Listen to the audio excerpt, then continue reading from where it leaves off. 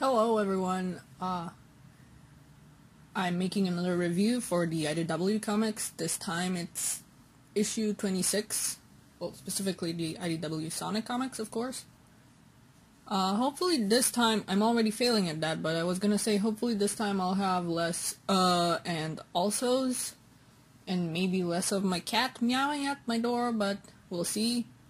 This video will hopefully be not as long as the last,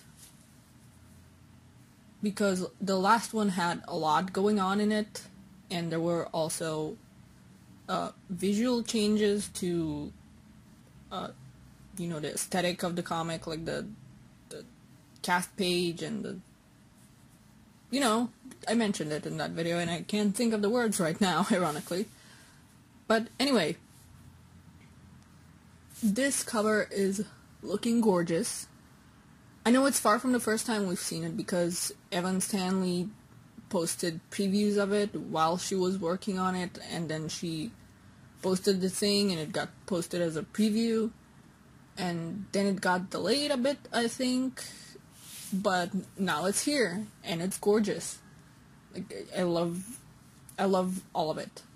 It's so detailed, and if I didn't know better, I'd think that this was a 3D render that's like posed and edited, Jesus, to have the bags and the metal virus all over it.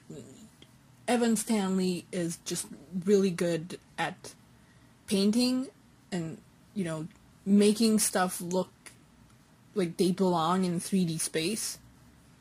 And I just always am blown away by that, and I love it. Okay, so one last visual change that I'm not sure we had last time. No, we didn't have it last time. We just had a text, like usual, telling us what happened so far. This time we're getting images from the last issue, which I think work well in a comic format because, well, I don't know about others, but I visually imagine things. Like, when I read comics, I visually imagine them as like animations and stuff that are happening, and this works well as, in cartoons where they show clips from the previous episode or like story so far. I think it works really well, and I like it. I hope they keep this. I don't know, personally I do love it, but I get a bit like impatient if I have to read a huge wall of text while I'm getting ready to read a comic with stuff I already know. So this works well, I think. Okay, so I love this because Eggman is complaining about aesthetics. And I really like that because, let's face it, Eggman's always been about aesthetics. His badniks have a certain look to them, like all the egg robos. His structures always, have the bright colors, and usually his face is plastered on some part of it. And this is just, basic looking stuff. Like, it has the satellite thingies on it. They're like the only brightly colored thing on it. And it's just gray and stuff, and it looks like a bit of a cluster, and it works. I like that it looks like a bit of a cluster because they're making it with a really short time frame, like they gotta hurry. Also, I just noticed this, but I think the bottom bit, like with the little wheels, is just a part they took of an office chair or something. But I do like that. Like, it's gonna work, probably, hopefully. It should, because we're nearing the end of this arc. But he just wants it to look aesthetically pleasing because he's Eggman. And the tradition of nobody telling Knuckles anything keeps going strong. Like, first he didn't know this Zombot virus thing was going on, and now nobody told him that the freaking thing could implode his island. I love it. I really love it. Nobody tells him anything. I have to wonder if it's a jab at him in the old Knuckles comics. Like, maybe not, maybe it's a coincidence, but you know how he kept running around looking for answers and nobody would give him the answers. So he's still full of questions here. Maybe that's a jab, maybe that's just a silly coincidence, but at least it's played for comedy here because it wasn't in the old comics.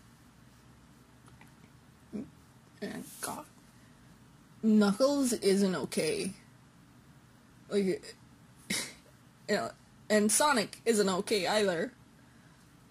I really like this panel. Again, Evan Stanley is really good. I like that most of him is shadowed and it's all dramatic, but like it gets the point across. The infection is spreading so fast at this point that I don't think Sonic even has time for those short naps that were mentioned in one of the issues before. Because it spreads so fast, he has to keep running, and he's not okay. Like, Sonic is getting tired from running. That's how bad it is. So I'm pretty sure that even if he, like, tried to take a 5-minute nap or something, he'd wake up a Zombot. Like, it's going fast, and it's getting worse. And I really like the stakes set up here.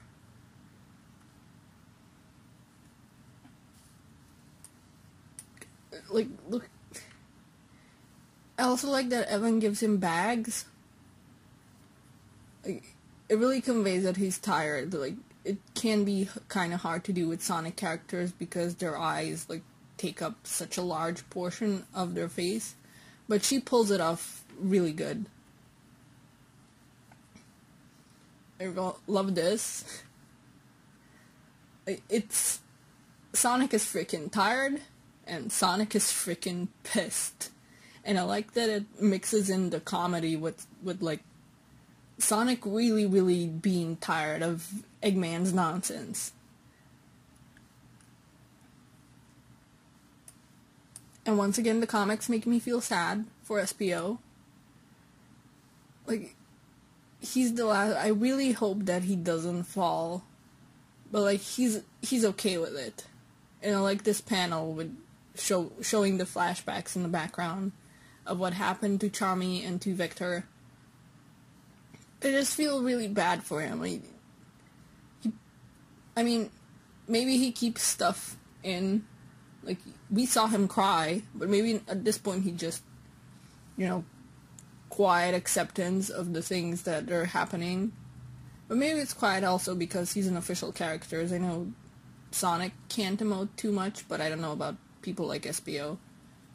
But I hope he'll be okay. I truly hope he'll be okay. And Silver's a dork, and I love it. It's a good mesh of artists here, because Evan's always been good at, you know, drawing a dorky Silver, and Flynn's always been really good at writing a dorky Silver. So these two mesh really. I mean, Evan's really good at writing a dorky Silver as well, but she's not the writer here. But it's still a good mesh. I love his face. Look at him. This is another thing. There's nice, either comedic or bright tones in between this arc, so you're not feeling, you know, down in the dumps the whole time, at least in my opinion. I know people are complaining that it's all gloomy and dark, but you have these moments that are like a break from everything, and that's really nice. Again, I'm gonna mess this up. Is it Gemerl or Gemerl? I'm gonna go with Gemerl. Watch it be different from last time, God. He's getting some personality. Not that he didn't before, but it was more robotic, which is fair because he is a robot. I think we mostly noticed that because it's a stark difference from the little we saw of him in the old Archie comics. He was just doing his job and focused on, you know, protecting Vanilla and Cream. But I think at this point he lost to Chao, and he lost Vanilla last time, and Cream is really hurting, so he's done good at physically protecting her, but not so much so emotionally.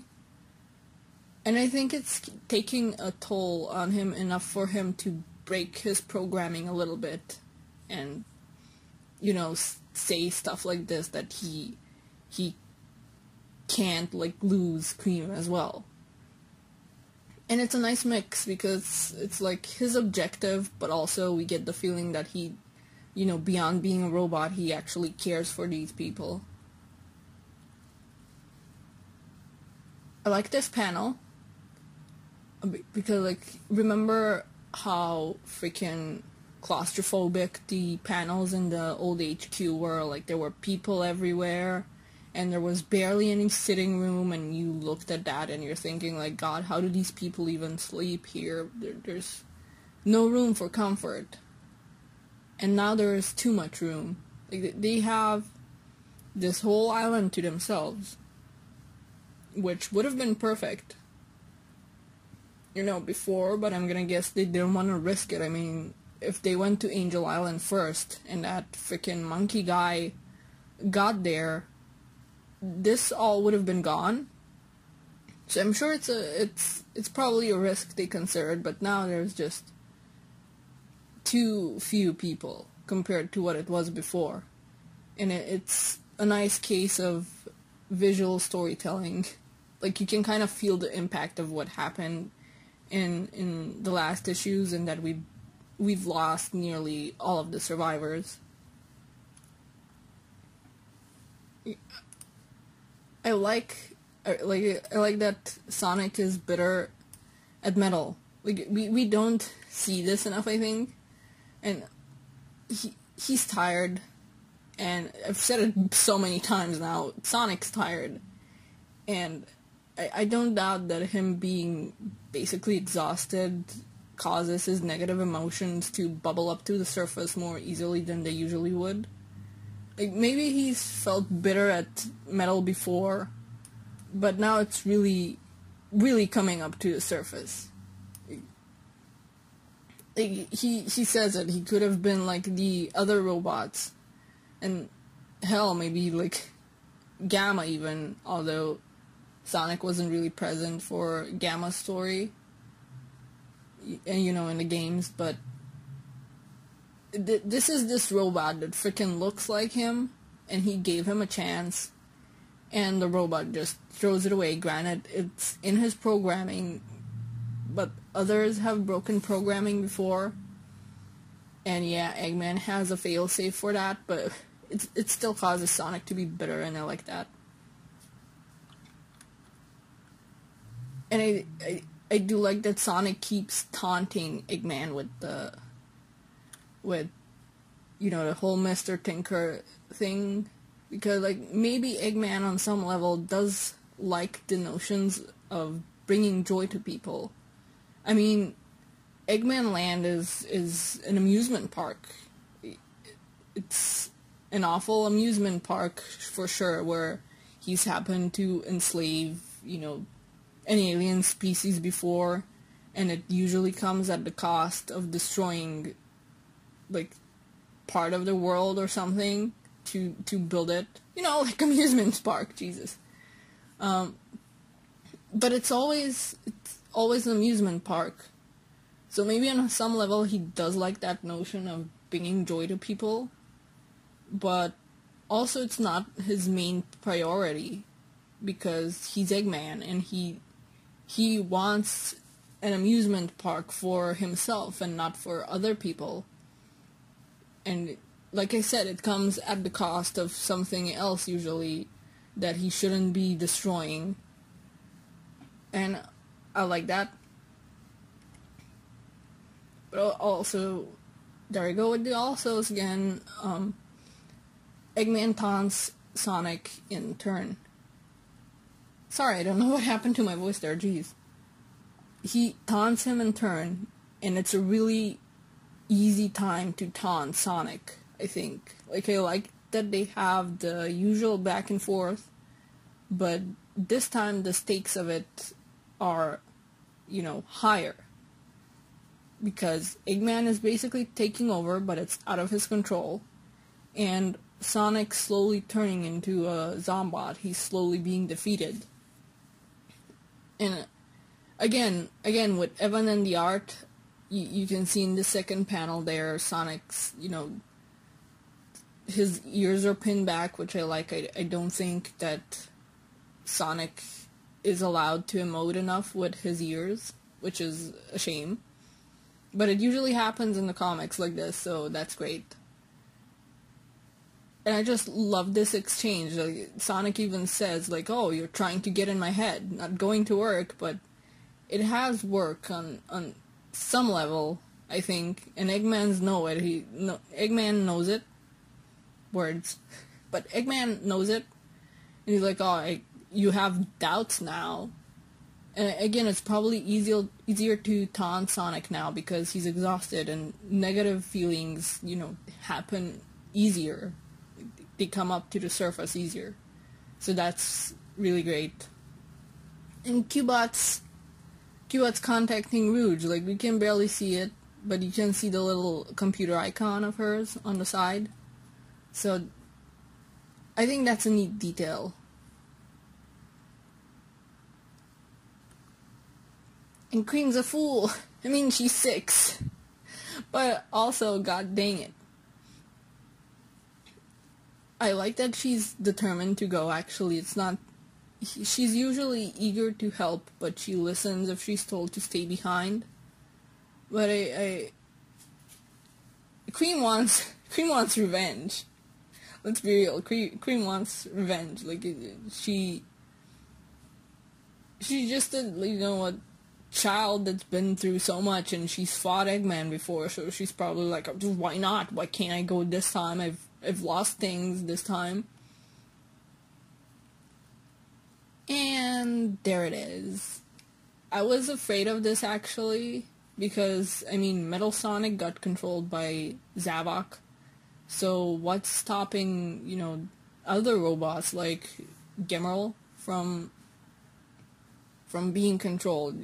I thought, hey, maybe, Tails put some kind of failsafe or something, but I wonder if there was some plan here, and if he's actually controlled, or if we're gonna discover that Tails or Eggman or somebody figured out a failsafe against this kind of thing, and he's actually gonna come around next issue or something. But this is looking very bad. And I still don't like Xena. I'm still not a huge fan of the Zeddy. But I will say they are not just talk this time around. I think in Lost World there were mostly talk, like they were saying how there are these huge threats, but then they kind of fell flat, in my opinion. But they're actually threats this time around. So that's nice. We'll see how it goes. We'll see if I come around on them as characters. And we have a change in artists. We had it earlier, I think, but I wasn't too sure. But here it's pretty obvious. And like I said, this comic got delayed. No, delayed. Jeez. It got delayed, and I do wonder if this was a factor, like, that they couldn't finish the pages on time, so they brought in another artist to do these. Maybe it's gonna throw up. Oh my god, I'm sorry, I'm slowly forgetting English, apparently. Maybe it'll throw off some people, but honestly, I'm kinda used to this, not to it happening mid-issue, but the old Archie comics, like, I read them, and usually they'd switch artists, like, every issue sometimes, and sometimes they had 2 stories in one issue, so you had one artist doing the main issue, and then another artist that was, like, starkly different from the first one doing a backup story. So, although I'd love to keep looking at, Evan's art, this isn't, like, too much for me. I don't know how to express it, but it's not too much, It's still nice to look at. Dear God, Zaz is terrifying. I said this last issue too, when he was having the Zombots, like, beat up organic people, uninfected people. Now he's having blood sports with the frickin' Zombots. Like, apparently he had actual, like, uninfected people try to fight them, but he got bored because, they got infected, as he says. And now he's just having them beat each other up. Part of me, like, a morbid part of me wishes we saw it, because when the Zombot arc first started, with Rough and Tumble, the skunks, we saw Sonic attack them, and they basically, like, were all mushy and liquid-like, like Terminator-esque, where they had a freaking hole in them, or were smushed, and they got back into shape. We haven't seen that since, and it's kind of a shame, because it works. It's morbid, but it's still, PG. Kind of like in shows like Samurai Jack, where he sliced up people, like, every episode, but it was okay because the people were actually robots and the blood was just oil from the robots. So it worked that way, but they didn't use it since. And I wonder if it's on purpose, or if somebody at, editorial was like, hey, dial it back up. No more of that smushy hole stuff. So we'll see. And damn it, SPO, like, earlier I was saying, like, oh, I hope he's gonna be okay. This whole dang city is Zombots controlled by a maniac. So I don't know how he's gonna get out of this one. Like, is he gonna manage it somehow and get the Chaos Emerald, or is somebody gonna come up and help and get it? And SPO's gonna be a goner? I don't know. I'm just really concerned for him. I'm gonna butcher this. But I'm glad to see Bashon, oh god, it's already going awful, I'm sorry. Bashozen? I'm sorry, I don't know how to pronounce that, but the freaking Jets fan weapons? We've never seen them in the comics, I think. And they were in Riders, of course, and they're a weapon of his in Speed Battle.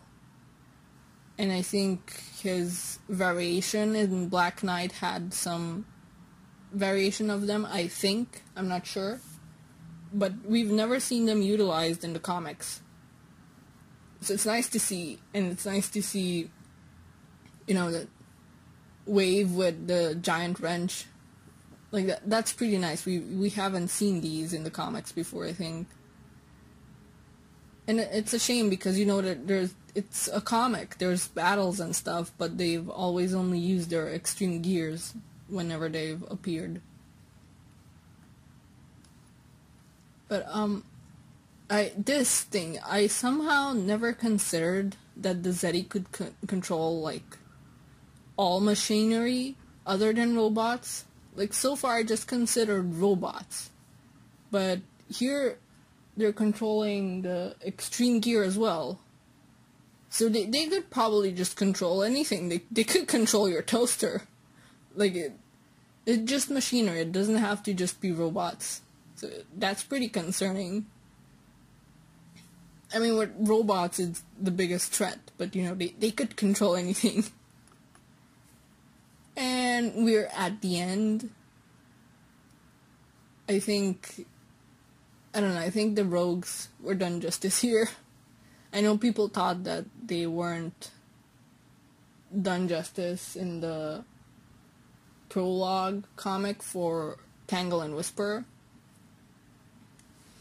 But I think it was fine here. I've seen people be like, hey, since when are they just petty thieves? But I think they've always been thieves. It usually pertained to treasures connected with the Babylonians. But the Babylonians were thieves, so these guys are kind of, continuing the legacy. But I'm getting off track. I really like this issue.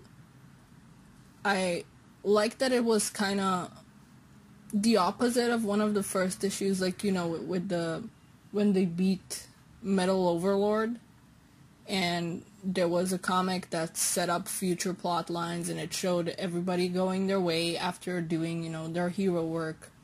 And here it's kind of the opposite, where things are set up and all the chess pieces are being set up on the board, like who's against who, and how most people are in trouble now, and what's gonna happen. So it was kind of a mix of non-action, because people were just getting set up with their battles, and actions where battles did start, but they're cut short, and we'll see what happens next. Personally, I'm looking forward to it. I especially want to see how Cream gets out of her situation and how SPO gets out of it, considering that he said that if he was doomed by like zombots, that he'd accept it. So we'll see what happens. Like, I'm really curious to see how things go from here. Overall, this was a pretty good issue. Again, it's not as much as the last one, because God, in the last one there was so many things happening, and like the Zeti taking over, and here it's just, like I said, I'm just a broken record at this point, but it's stuff being set up for next issue, and frankly, things are looking pretty exciting. Thanks, random motorbike.